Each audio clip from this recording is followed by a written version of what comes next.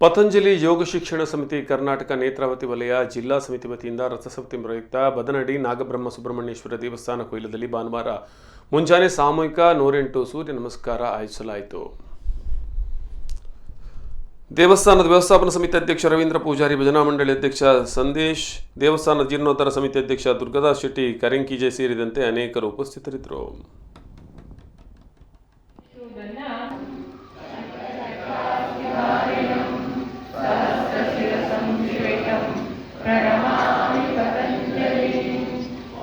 ಈ ದೇವರ ಪೂರ್ಣ ಚೈತನ್ಯ ನನ್ನ ಶರೀರದ ಸುತ್ತ